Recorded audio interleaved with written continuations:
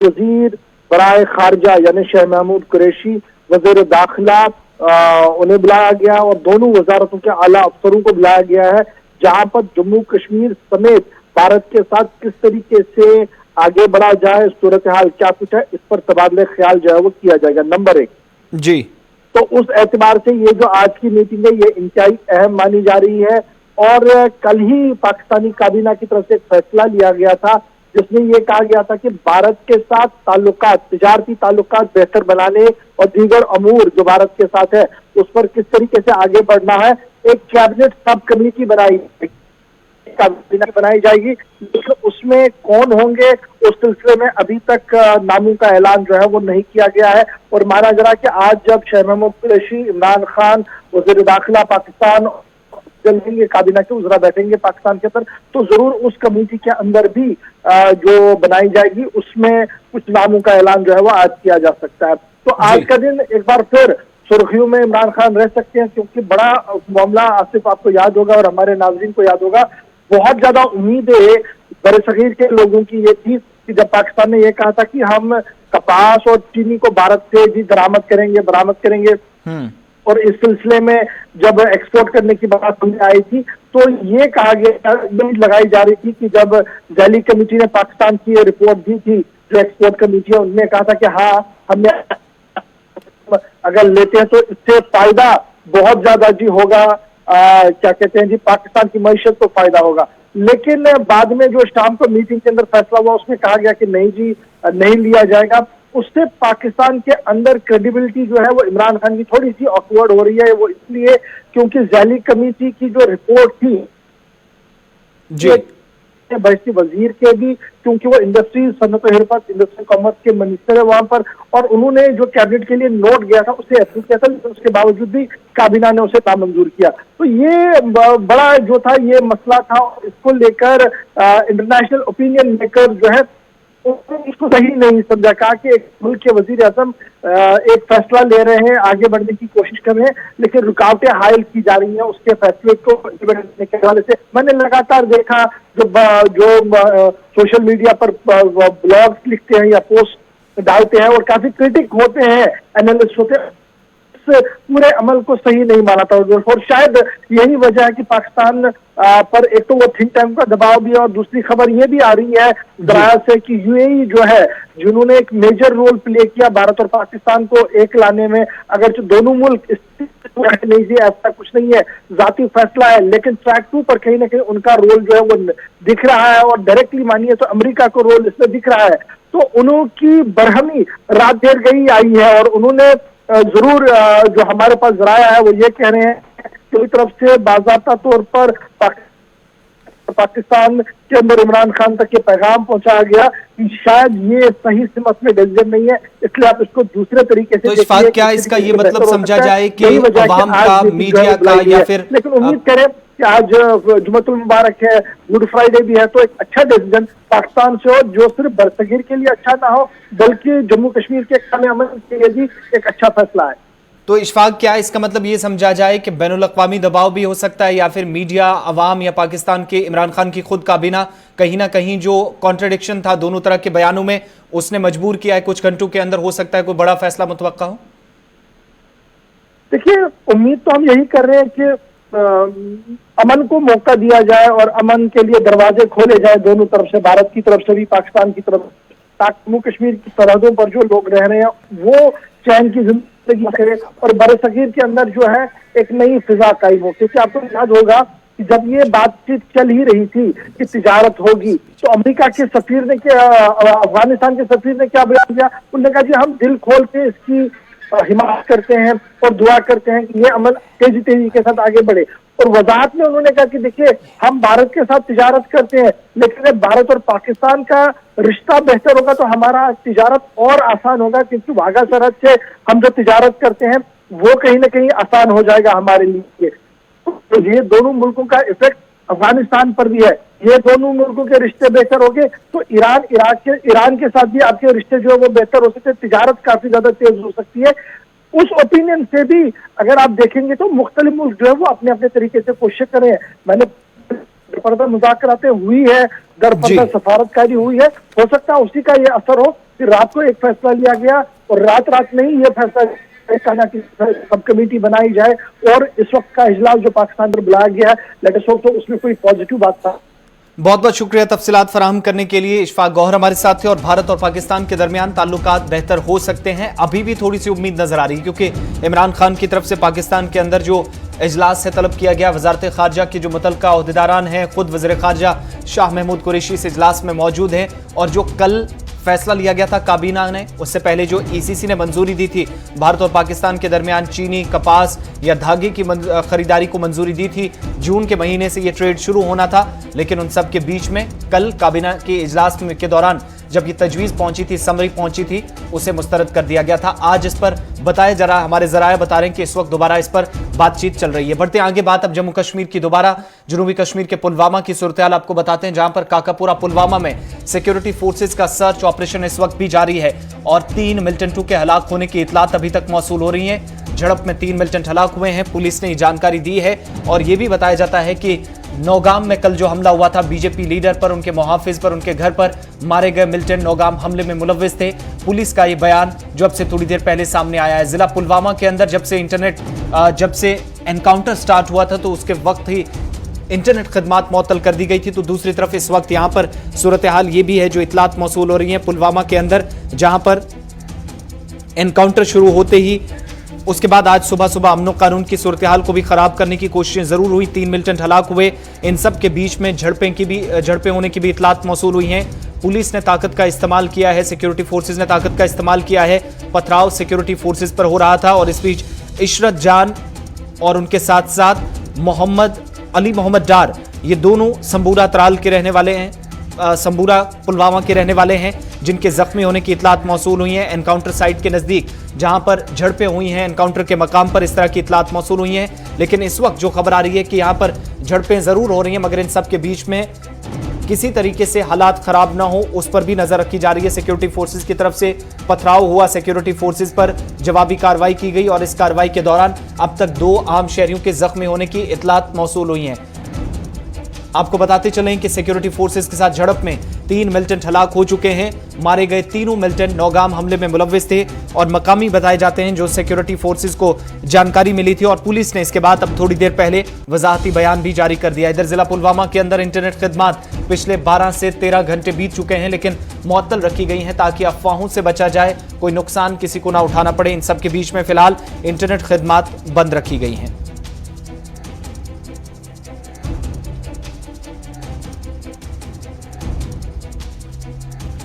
मजीद तफसीलात के लिए अपने नुमाइंदे के पास चलते हैं। गाजी खुर्शीद हमारे साथ हैं। गाजी, इस वक्त लेटेस्ट अपडेट क्या कुछ है पुलवामा संबूरा से? देखिए, मैं आपको बता दूं कि ये जो एनकाउंटर आज सुबह 4 बजे से यहाँ काकापुरा पुलवामा में शुरू हुआ, करीबन अब इख्तिताम को पहुंचा है। लेकिन अभी यहाँ पे सर्च ऑपरेशन फोर्सेस की जानिब से लगातार बराबर अभी भी जारी है। और यहाँ पे सिचुएशन की अगर बात करें, ये जो एनकाउंटर है, गोलियों का सिलसिला थम चुका है, लेकिन फोर्सेस अभी किसी को ना अंदर आने की इजाजत दे रहे हैं, ना अंदर से बाहर किसी को अभी इजाजत मिल रही है, क्योंकि अभी भी सर्च ऑपरेशन बिल्कुल जारी है। लेकिन एनकाउंटर जो गोलियां चल रही थी वो अब थम चुका है और यही सामने आया है कि इस एनकाउंटर में 3 मिलिटेंट मारे जा चुके हैं। ताहम अभी उनकी शिनाख्त पुलिस की तरफ से अभी जाहिर नहीं की गई है और इस वक्त भी सर्च ऑपरेशन बराबर जारी है। जी, तो क्या जो मिलिटेंट हलाक हुए हैं कोई इत्तला मिल पाई है? हालांकि ये जरूर साफ किया जा रहा है कि कल जो नौगाम में हमला हुआ था उसके साथ इन लोगों ने ये बराह रास्त उसमें मुलव्विस थे, लेकिन कहाँ के थे, मकामी या गैर मकामी है, किस तंजीम से थे और क्या लाशें बरामद हो पाई हैं? क्या कुछ अपडेट है? देखिए, पुलिस अभी ये जो डेड बॉडीज वगैरह शायद अभी, क्योंकि यहाँ पे वो डोजर वगैरह बुलाए गए हैं और डेड बॉडी रिकवर करने की कोशिश हो रही है। लेकिन पुलिस की तरफ से यहाँ पे ये भी सामने आया है कि वहाँ पे असलहा भी बरामद किया गया है और 3 मिलिटेंट्स को यहाँ पे मार गिराया गया है। और ताहम अभी पुलिस की तरफ से न शिनाख्त जाहिर की गई है, न अभी तक ये सामने आया है कि किस तंजीम से है और किस तंजीम से इनकी वाबस्तगी है। और लेकिन पुलिस की तरफ से ये कहा गया है कि कल जो नौगाम में हमला हुआ था इसमें तीनों मुलवस थे और जो इस वक्त की मैं सिचुएशन की बात करूं, इस वक्त भी फोर्सेस की जानिब से लगातार सर्च ऑपरेशन बिल्कुल अभी बहुत बहुत शुक्रिया गाजी खुर्शीद। सर्च ऑपरेशन चल रहा है। तमाम जानकारी के लिए बहुत शुक्रिया। पुलवामा से हमारे नुमाइंदे हमारे साथ थे और झड़पें होने की भी इतलात सिक्योरिटी फोर्सेज और मुजाहिरीन के दरमियान, और एक इशरत जान नाम की लड़की और उनके साथ साथ अली मोहम्मद जार जो कि नौजवान जख्मी हुआ, इस तरह की तफसीलात मिल रही हैं। सिक्योरिटी फोर्सेज ने मुजाहिरीन को काबू करने के लिए यहां पर हालात खराब करने की कोशिश थी, जो पुलिस के मुताबिक कहना है, लेकिन दूसरी तरफ अब हालात को कंट्रोल में पूरी तरीके से कर लिया गया है।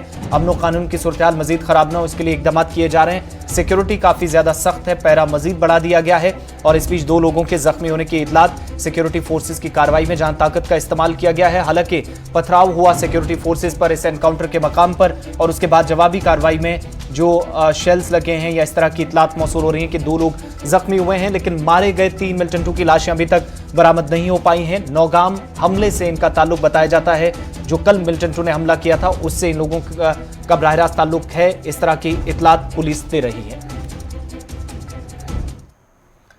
जनूबी कश्मीर के बाद शुमाली कश्मीर के हंदवारा का रुख करते हैं, जहां पर कुपवाड़ा जिले के अंदर आज सुबह खबर आ रही है कि शुमाली कश्मीर के हंदवारा में कुएं की सफाई के दौरान 3 लोग बेहोश हो गए। जहरीली गैस के अखराज से 3 लोग बेहोश हुए हैं। इस तरह की इतलात जो मौसूल हो रही है हंदवारा के इलाके से, जहां पर तीनों लोगों को अब कुएं की सफाई के दौरान जहां पर यह वाक़ा पेश आया था, उसके बाद तीनों लोगों को अस्पताल मुंतकिल कर दिया गया है, और मजीद इसमें पता लगाने की कोशिश की जा रही है। बताया जा रहा है जो 3 लोग जो कि बेहोश हुए थे, फलदजी का इलाका, हंदवारा टाउन में शुमाली कश्मीर का कुपवाड़ा जिला, और डिस्ट्रिक्ट हॉस्पिटल हंदवारा में, जहां पर मजीद इलाज मुआवजे के लिए तीनों लोगों को जो बेहोश हुए थे सफाई के दौरान, उन्हें इस वक्त अस्पताल पहुंचा दिया गया है। हमारे जो गांव के 3 बंदे हैं, नेमली रफ़ीक अहमद शेख, सना अब्दुल, सुबहान शेख और उसका दूसरा भाई छोटा भाई शबीर अहमद शेख, और उसकी एज अप्रॉक्सीमेटली होगी अराउंड 30 ईयर्स ओल्ड, और छोटा है 20 years old Imtiaz Ahmad, son of late Ghulamuddin Sheikh.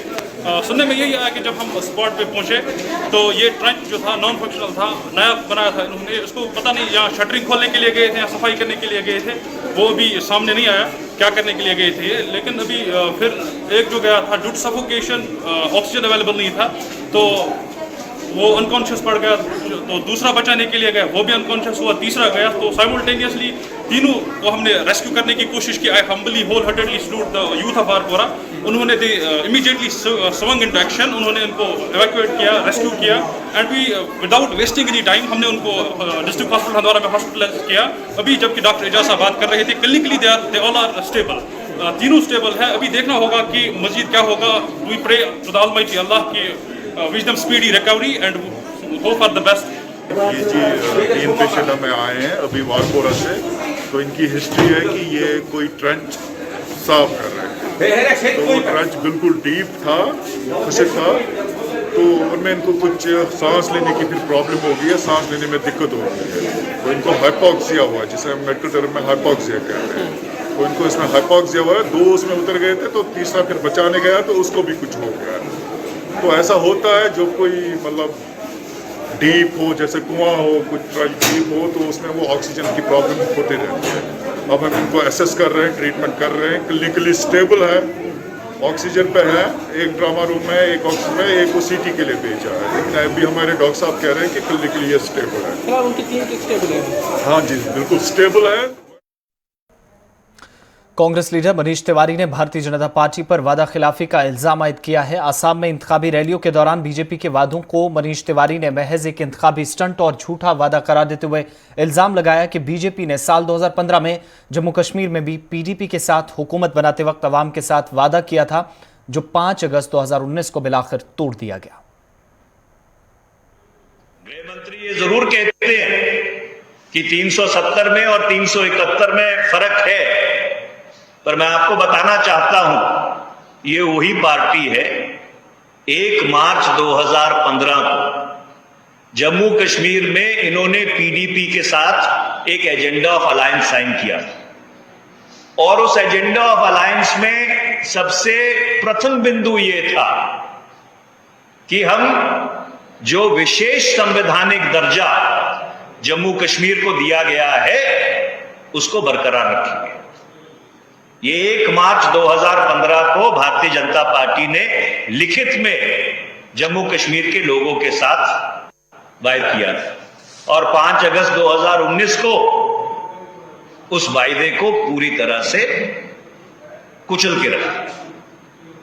तो इसलिए असम और उत्तर पूर्व के लोगों को इस बात से पूरी तरह चौकन्ना रहना चाहिए कि जो वबा कोरोना वायरस की जम्मू कश्मीर समेत मुल्क के मुख्तलिफ हिस्सों में पिछले 24 घंटों के दौरान 81,000 से ज्यादा रिकॉर्ड तोड़ केसेस सामने आए और भारत में पिछले 24 घंटों के दौरान 81,000 से ज्यादा केसेस अक्टूबर 2020 के बाद अब तक के सबसे ज्यादा केसेस रिपोर्ट हुए हैं। 24 घंटों के दौरान ही मुल्क में इन्फेक्शन के 81,000 से ज्यादा मामले जहां रिपोर्ट हुए, 2021 में एक दिन के दौरान ये सबसे ज्यादा मामले हैं। इस बीच एक दिन के दौरान सबसे ज्यादा मामले आने के साथ साथ 24 घंटों के दौरान जहां 81,466 नए मुस्बत मामले सामने आए, वहीं पर पिछले 24 घंटों के दौरान ही 469 लोगों की मौत हो गई है, जिससे 1,63,396 तक मरने वालों की तादाद पहुंच गई है। इधर दूसरी तरफ जम्मू कश्मीर में भी कोविड-19 के केसेस में मुसलसल इजाफा देखा जा रहा है, जहां पर पिछले 24 घंटों में जम्मू कश्मीर में एक दिन में रिकॉर्ड तोड़ 461 मुस्बत मामलों की तस्दीक हुई है। कोरोना से मजीद 4 अमवात पिछले 24 घंटों में जम्मू कश्मीर यूनियन टेरिटरी में हुई हैं। और दूसरी तरफ आपको ये भी बताते चलें कि जम्मू कश्मीर के अंदर वस्ती जिला बडगाम में 39 तलबा और 9 उस्ताद मुतासिर हुए। शुमाली कश्मीर के हंदवारा के अंदर भी तालीमी इदारे से जहां पर मजीद कोविड-19 पॉजिटिव केसेस पाए गए। NIT हजरत बल श्रीनगर और दीगर 2 निजी तालीमी इदारों के अंदर श्रीनगर में भी केसेस आने के बाद स्कूलों को बंद किया गया। NIT को 5 दिन के लिए बंद किया गया। इधर जम्मू सूबे से सतवारी से मजीद 6 केसेस जहां पर एक सरकारी स्कूल से सामने आए हैं, जिसके बाद तालीमी इदारों को मुख्तलिफ हिस्सों में जहां जहां कोविड-19 से उस्ताद या फिर उनके साथ तलबा मुतासिर पाए गए हैं, उसके बाद तालीमी निज़ाम को कुछ दिनों के लिए इन स्कूलों में रोकना पड़ा है। मजीद तफसीलात के लिए आपको श्रीनगर स्टूडियो लिए चलते हैं। हमारे साथ सीनियर साथी सईद रूफ फारूकी हैं। सईद रूफ, अभी सूरत हाल क्या कुछ है श्रीनगर के अंदर? सिर्फ मार्च के 30-31 दिन के अंदर 900 से ज्यादा केसेस श्रीनगर हवाई अड्डे पर सामने आए। ट्रैवलर्स भी हैं, मकामी लोग भी हैं, ताजिर कारोबारी तमाम लोग हैं, लेकिन उसके साथ साथ तालीमी निज़ाम भी अब मुतासिर हो रहा है कोविड-19 की दूसरी लहर के बीच। इन सब के बीच में मौजूदा जो सिचुएशन बनी हुई है, केसेस मुसलसल बढ़ रहे हैं, Srinagar top of the list है। इस सूरत हाल को देखते हुए कितना अलर्ट और कितनी तैयारियां इंतजामी सतह पर और अवाम कितनी बेदार नजर आ रही है? देखिए, सिर्फ अगर हम दूसरी लहर की बात करें तो एक खतरनाक लहर देखने को मिल रही है। जिस तरह बन रही है, शायद सरकार के वहम चीज नहीं था कि इस तरह की दूसरी लहर हो सकती है। स्कूल एक टारगेट बन रहे हैं क्योंकि सारे स्कूलों में अभी सैंपलिंग नहीं हो रही है और टेस्ट नहीं लिए जा रहे हैं। अब जब सारे स्कूलों में, प्राइवेट या सरकारी स्कूलों में दोनों सतह पर जो टेस्ट लिए जाएंगे, सैंपल लिए जाएंगे, तो तादाद बढ़ सकती है। अब सरकार के लिए परेशानी है क्योंकि जो नाज़िम तालीम यहाँ पे उन्हें कहा कि सारे स्कूल को हम बंद नहीं कर सकते, तो फिर कंट्रोल कैसे करें, ये एक बड़ा सवाल है। क्योंकि सरकार जो कुछ कह रही है वो हम कह सकते हैं कि वो खाली ऑर्डर्स के जरिए कहती है और डॉक्यूमेंट्स में वो चीजें होती है। अब जमीनी सतह पे उन ऑर्डर्स को कैसे आप हम लाते हैं, वो अभी तक नहीं दिख रहा है। अगरचे डिस्ट्रिक्ट डेवलपमेंट कमीशन श्रीनगर या बाकी अज़ा के साहिबान बार बार ऑर्डर्स निकाल रहे हैं कि किस तरह हम, देखिए, फाइन करने से आप इस चीज को रोक नहीं सकते। आप 10 लोगों के फाइन करेंगे और आप कहेंगे कि हम कंट्रोल कर पाएंगे, मुश्किल है। अभी गाड़ियों की अगर कुछ सूरत, जो पब्लिक ट्रांसपोर्ट यहाँ पे चल रहा है वो लोडिंग हो रही है, मास्क का इस्तेमाल नहीं हो रहा है। सरकारी दफातरों की हम बात करें, अस्पतालों की बात करें, मार्केट की बात करें, कहीं पे लोग जो है वो एहतियात नहीं बरत रहे। मास्क का 10% के करीब, अगर हम वादी की बात करें, 10% के करीब लोग जो है वो मास्क का इस्तेमाल कर रहे हैं। तो सरकार जो है वो उस तरह अभी लोगों में वो खौफ, जब तक आप खौफ लोगों में नहीं बढ़ाओगे तब तक तो ये चीजें मुमकिन नहीं है आप लोगों के लिए। तो पहले भी हमने देखा, पहले फेज में यही लो फॉलो हुई थी, जिसकी वजह से फिर परेशानी हुई और ज्यादा केसेस बढ़ गए। चूंकि कल का दिन भी काफी अहम है, 3 अप्रैल से कल ट्यूलिप फेस्टिवल भी शुरू हो रहा और महकमा सयाहत काफी ज्यादा सरगर्म हम देख रहे हैं वादी कश्मीर के अंदर। इन दिनों काफी ज्यादा जाहिर सी बात है सीजन चल रहा है, तो लोग भी काफी ज्यादा बाहर से आ रहे हैं। इन सब के बीच में कल का जब प्रोग्राम होगा, गुलमर्ग के बाद अपने आप में एक बड़ा प्रोग्राम होगा, किस तरह की तैयारियां रहेंगी? क्योंकि पिछले दिनों जो प्रोग्राम बादामवारी से लेकर बाकी खूबसूरत मकामात पर हुए, वहां कई तरह की खामियां पाई गई हैं। तो कल क्या कुछ मखसूस इंतजामात होंगे शहर के अंदर? देखिए, अभी तक जो हमने देखा तो ऐसा नहीं लग रहा कि कोई मखसूस इंतजाम किए गए थे, और कल किस तरह सरकार इन चीजों को ले रही है, क्योंकि केसेस सरकार के सामने है और श्रीनगर हॉट जो जोन बनता जा रहा है। मगर जो दो चीजें बड़ा इंपॉर्टेंट है, एयरपोर्ट पे वहां पे लोग शिकायतें कर रहे हैं कि मेयारी तौर वहां पे सैंपलिंग नहीं हो रही है, और अगर आप किसी शख्स का, किसी ट्रैवलर का आप सैंपल ले रहे हो तो एटलीस्ट उसको इन्फॉर्म तो करना है आपको। अभी सैंपल लिए ही थे, और जो ट्रैवलर थे वो श्रीनगर आप पहुंचे, और उसके बाद 3 घंटे के बाद उनको पता चला है वो पॉजिटिव आ गए हैं।